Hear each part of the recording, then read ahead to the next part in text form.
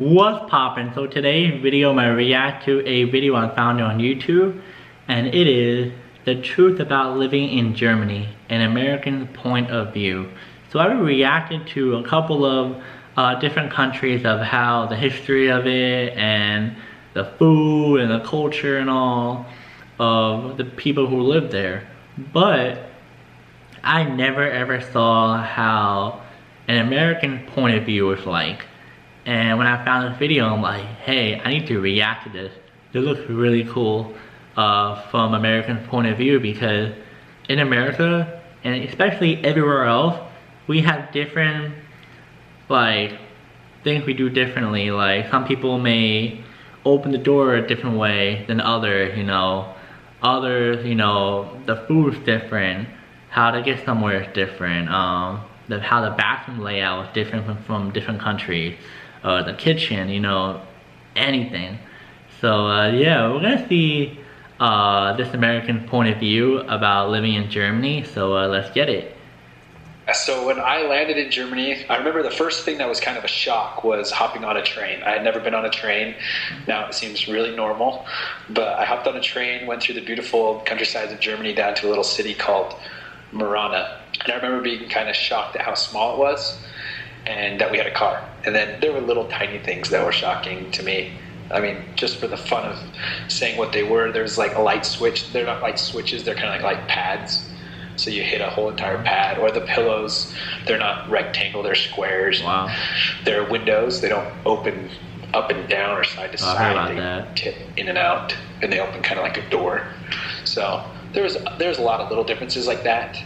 They have, I mean, our apartment had our washer and dryer in the kitchen. I remember that one of the react videos I thought that was just our did. apartment, and then I realized a lot of apartments are like that. So those were little tiny things, but nothing big. My favorite food in Germany is just schnitzel and rotkohl. Rotkohl is just red cabbage.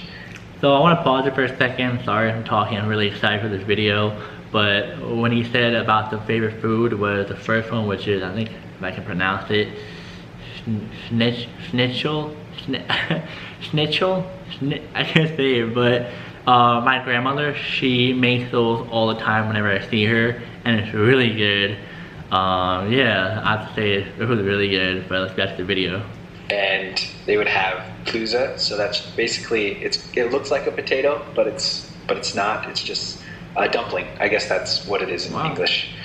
And that was my favorite, was when we just had schnitzel, rotkohl, and Klüse.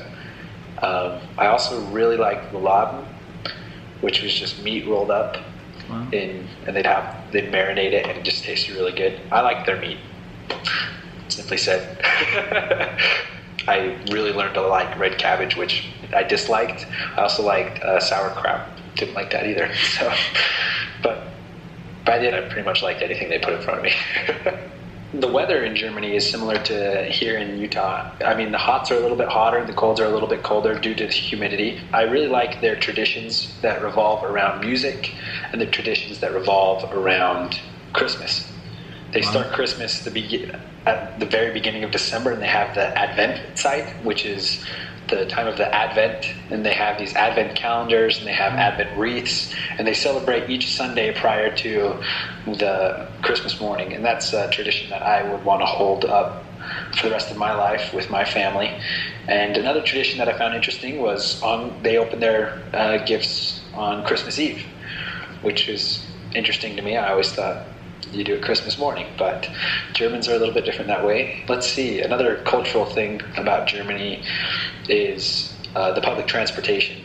So you don't see as many cars in cities, and the roads aren't very wide because they all take public transportation. It was interesting because I spent majority on the east side, which was under communist rule, where the DDR was these last not too long ago. And so we met a lot of people who were communists. I never thought that I would become friends with a bunch of communists.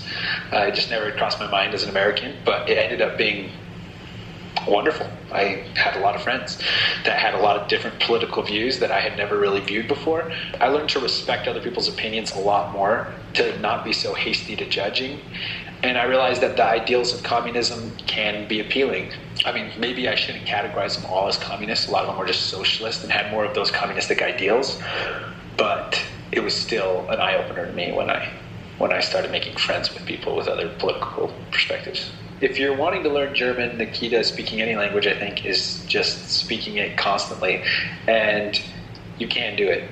I didn't think I was going to be able to learn a language, but I got a lot of support from my siblings who would write me letters saying, oh, you can try something more like this, try something like that. For example, my sister, she plays the piano, so she kept telling me to continue to study and memorize the charts of the German language, which tell you der, die, and das, so the masculine, feminine, and neuter cases, and when it's going to be nominative, dative, genitive, things like that. And you memorize these endings, and she compared those to a scale, like when you're learning the piano. So she said, just keep memorizing those, and that proved to be really beneficial. Also, in learning German, the first thing I learned is was bedeutet. So what does this word mean? So you'd say was bedeutet house, and then they'd say in English house.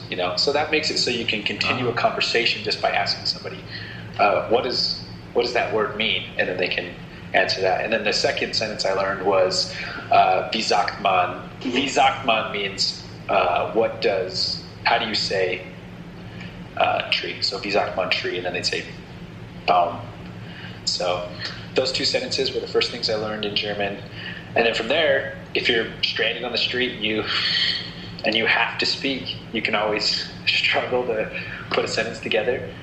But really, in the end, learning the language wasn't the issue. After about 4 months, it was no longer an issue. I just woke up, studied the language, and it just came pretty naturally. So yeah, guys, that is the video. I have to say that's really cool from an American point of view. Honestly though, wow. I know some stuff that he said I've kind of known in my life because I have a little bit of German in me. So there's some German stuff I kind of know about, but not entirely, like someone who's actually from Germany. But yeah, that's really cool how him living there was just a total shock, honestly, compared to where he used to live in Utah and in the US. Yeah, that was really cool though. I wish he showed like certain videos of him like doing some of these stuff. That would be even 10 times more cooler in this video, but overall the video is really good. Like remembering the languages, the culture, like Christmas Eve, they open the presents. In the US, we do Christmas Day. The food was really good.